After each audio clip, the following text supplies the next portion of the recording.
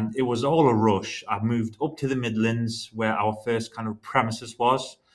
We had to sign for it, money down. So literally, I moved into an area I knew nobody apart from Kelly's mum and brother, where I've had no existing client base. We had no social media. We had zero. So I was literally starting with a blank sheet, and a little bit of money saved. And we opened the doors. Like literally, we said, let's go somehow. I mean, it's amazing to hear, and I think uh, it's funny how many businesses start in a similar way to that, kind of regardless of area that they're in and that they operate in. A lot of people have just gone for it. There's no real plan. They're going for it, and it's either they fully committed and there's not much to lean back on, which can be a blessing and a curse. Obviously, if things don't go well, there is nothing to lean back on. But it also lights a fire under your ass where you have to go forward and you have to figure out and answer all of the questions and put out all the fires and everything, because flip, this is it. Like, Yep. like we're going for this, and you kind of have to give it 200% at all times, every day, all day. Um, and I think 100% agree. it does require a specific type of person, and I think it requires a specific type of person to at least be consistent with that. It may be easy to do that and say that you can do that, but to then do that and continue doing that for multiple years, especially when things continuously go wrong, because as I'm sure you can attest, there's things go wrong all the time. It doesn't just fix itself and then it's all roses after that. It is a constant barrage of things going wrong, and you're just figuring out how to somehow solve them. Yeah. So I think a lot of people that are starting businesses, they wait for the perfect time. They go, okay, what stars need to align for this to happen? I need to have this, I need to have that. And there's obviously credit to that, to be smart about the way you do things. And if you can do it in a clever way that minimizes risk, that's way better. But also oftentimes it's never really the best time. You Yeah. just have to go for it. I agree. I agree. And again, if you read Business 101, Business Startups 101, I think we tore out every page of that book. It was it was just know what you do. 100% not. Yeah, yeah.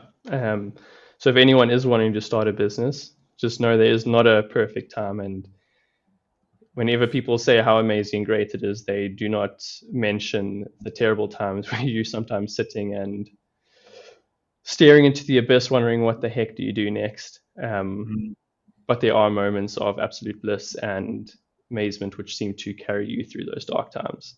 yeah. One of my favorite, there was a quote I saw by Elon Musk, and he said, I think it was long ago, and he said entrepreneurship or starting a business is like chewing glass and staring into the abyss. And every day that it's pretty bad, I just think, I'm like, yeah, that's Yeah. about right. That's Yeah. that seems to be spot on. 100%. In I mean, you could spin it so many ways, but that's a quote that's quite true.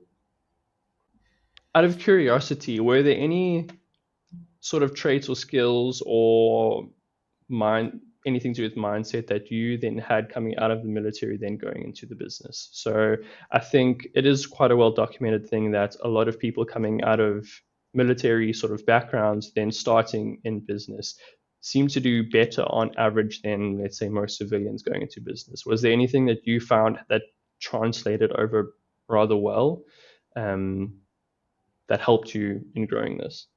Yeah, I mean that example is true and it's not true because it depends. The people, if you, I mean, for argument's sake, if you had 100 people leave the military, okay, you need to look at the percentage that are who were in the military.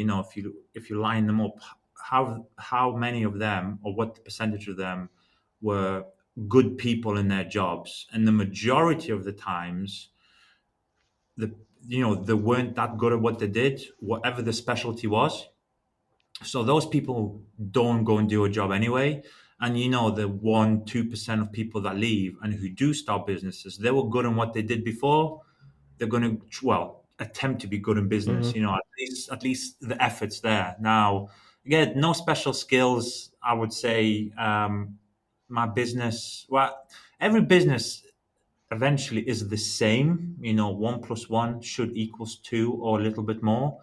Um, but I think what I personally took away is I was very uncomfortable in the military, especially the last few years.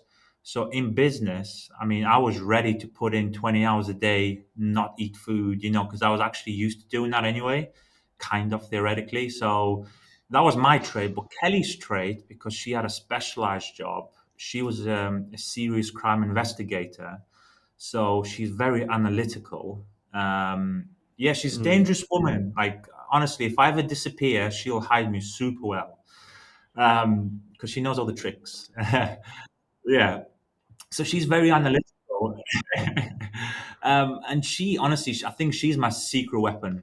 Like Kelly is like next level. Like, so she's not a rocket scientist, but she's just very hardworking, and she'll put A, B, C together in such an order. It's basically like a case file to her. So I think that's my secret weapon in business is Kelly, if I'm honest. She may not know car Just care her. as much. Yeah, it's not formulas or how do you make a car shampoo, because to be fair, it's not her job to know that. You know, obviously she now knows through 5, 6 years of doing it. Is she as literate in it as me? 100% not. You know, that's just life. There's a subject matter expert in every field, but everything else that the business requires, the back end, which let's be honest is the most kind of important thing, she runs the business. So, yeah. So my wife's also involved in our business, and a lot of people always go, "Oh wow, that's interesting. How do you manage that dynamic with it being your partner and then also your business partner?" Because a lot of conversations at home could turn to business, especially if there's a lot of things that need to be sorted out or fixed or whatever the case is. And I personally and always maintain it's amazing because it's someone that fully understands the way that I operate. So even if I may be frustrated or agitated on something, they know so well that it's not with them or whatever the case is, that it's dealing with something else and it doesn't necessarily affect the relationship. And they can know that it's not coming out of a demeaning or horrible place, or if I was being cranky for whatever the case is. Um, but also then I know I can go to her, and I often go to her and I say, hey, listen, just read over this email, just check this thing. Does this make sense? Am I being silly in my thought process of this? Whatever the case is. And I find it being her being such an amazing sounding board for either wild ideas, questions, or issues. And yeah, I don't know if that's the same for you. It sounds like she helps a lot. As you said, you guys help each other and all of that. And I think it's personally amazing also having that dynamic within our company. Yeah, exactly like you guys. You know, I mean, unfortunately, I will say this that the business does get taken home. You talk about it, especially the fact that we're on social media. Social media follows you anywhere. I mean, where can you potentially, in any other area of life, potentially contact some high level person within a company, maybe even the CEO of some companies? It goes everywhere with you. Unless you turn the phone off and unplug, as they say, it follows you everywhere. So yeah, she's my sounding board. I'm hers. Again, when it gets stressful, that's when it gets tough. A lot of people say, "How can you work together, live together, eat together?" You know, but I think that's just a testament to, I think, just a relationship. If I think if you're solid as a couple, whether you do business or have two separate jobs, I think the answer is the same. I agree. I agree. As long as you have have each other's backs, and you both know it, I think it's such a powerful thing. How, Um, I think, you know, for me, the trust. I know that if I ever have to leave, she can handle it. It's scary, you know. I feel so comfortable. If I have to go to a business meeting down south, I just know things will get done, which is just a nice feeling. yeah, the the pressure that takes off mentally, just knowing, okay, that is being taken care of. It's not on my plate. It is. I know it is sorted, and that Yeah, is frees up your mental capacity as well to think about whatever you're doing, whatever other problems or things that you're wanting to grow.